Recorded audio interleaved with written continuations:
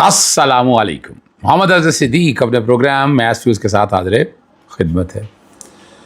इतवार का दिन है और 2 नवंबर का महीना शुरू हो गया है।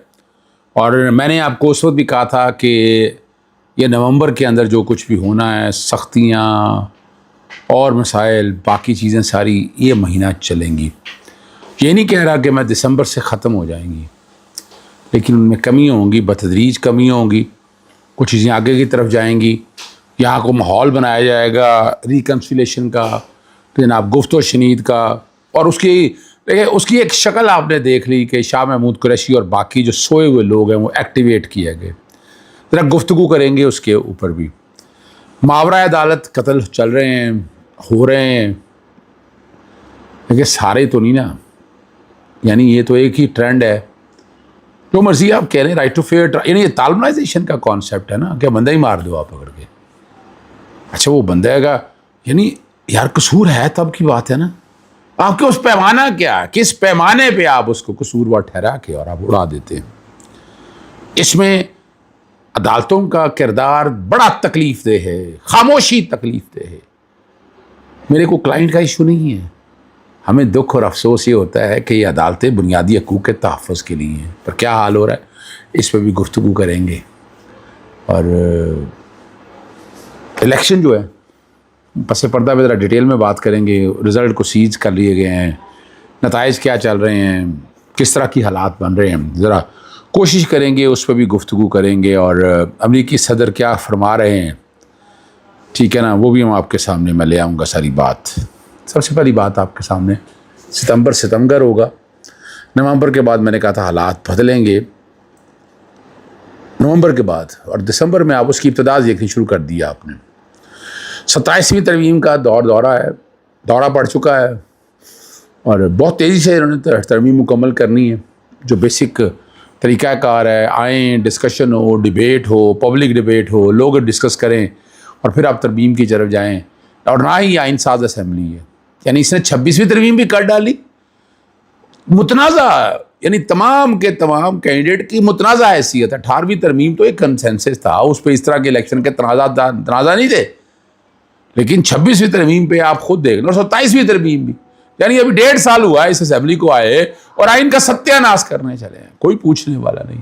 अदालतें खामोश हैं, कुछ आइनी हैसियत चैलेंज की हुई है, वो उसको इतना डिले कर दिया है। और डिले देखे, इतनी लंबी डेट पड़ी थी, मैंने उसी वक्त कह दिया था कि 10 नवंबर तक डेट पड़ी है। फिर पंजाब बार काउंसिल्स के इलेक्शन जो पहले लाए गए, और अब 10 नवंबर तक ये कोई ना कोई एक शक्ल आ गई होगी और 27वीं तरमीम टेबल हो गई होगी, और वहाँ सवाल उठाया जाएगा, जनाब जो ये कमियाँ रह गई हैं, अब तो वैसे ही हम कॉन्स्टिट्यूशनल सुप्रीम कोर्ट अलहदा कर रहे हैं, तो ये ऑटोमेटिकली ट्रांसफ़र हो जाएगी वहाँ पर।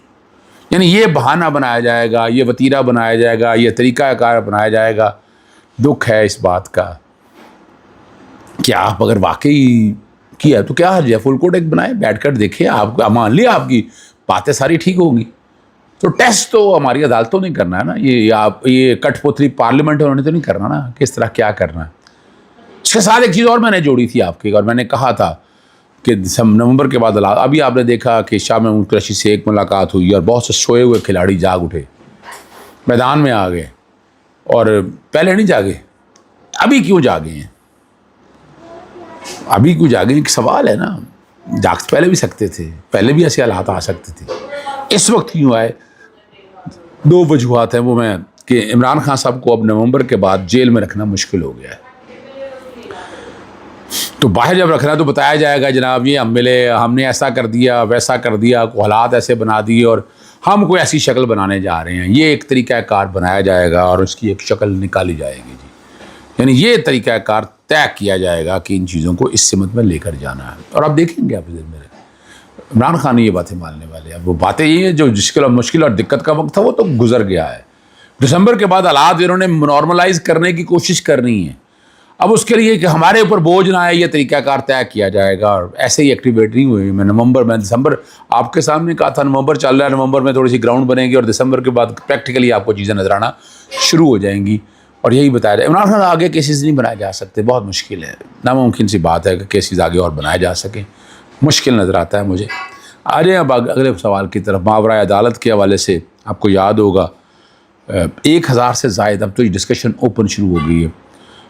حمزہ شریف کی اور مریم صفدر کی جو آپس میں گفتگو ہے وہ بھی لیک ہو چکی ہے، اور سینئر رپورٹر ہیں فراز، وہ بہت صاحب وہ ایسے بات نہیں کرتا. میں بھائیوں کی طرح سے آج سے تعلق نہیں، پرانا تعلق ہے، اور انہوں نے بڑی وضاحت کے ساتھ چیزیں کلیئر کر دیا ہے کہ کیا ہوئی ہے. بات کوئی حمزہ شریف، دیکھیں اختلاف اپنی جگہ موجود ہو، ان کے لیے بہت سے کام کیے ہوں، لیکن بات حمزہ شریف کی بالکل ٹھیک تھی کہ آپ گرفتاری ڈالیں اور قانون کے مطابق کام کریں. اس کا مطلب کیا ہوا؟ اور یہ گفتگو لیک ہونے میں نے کہا تھا کل یہ گلے پڑنی ہے. وزیر اعلیٰ پنجاب جو مرضی آپ کہہ دیں، آپ کو ایسے کسی سپورٹ کے کام کی سپورٹ نہیں کرنی چاہیے تھی.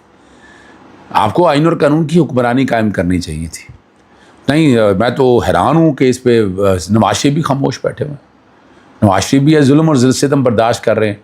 پھر جو ہارڈ لائنر بنے ہوئے ہیں ہمارے علماء حضرات کے ساتھ جو زیادتی ہو رہی ہیں وہ بھی ہم سب دیکھتے آتے ہیں. مجھے وہ یاد ہے ان دنوں جب آیا تھا نا، تو وہ جسٹس علی نے بڑا نوٹس دیا تھا اور بڑا کچھ کہا تھا کیا تھا، اور اگلے دن کیا ہوا، وہ جھاگ کی طرح ہی بیٹھ گئی نا. اور کیا ہونا ہے، میں تو کہہ دیا تھا آپ کو کہ کیا کچھ نہیں ہونا.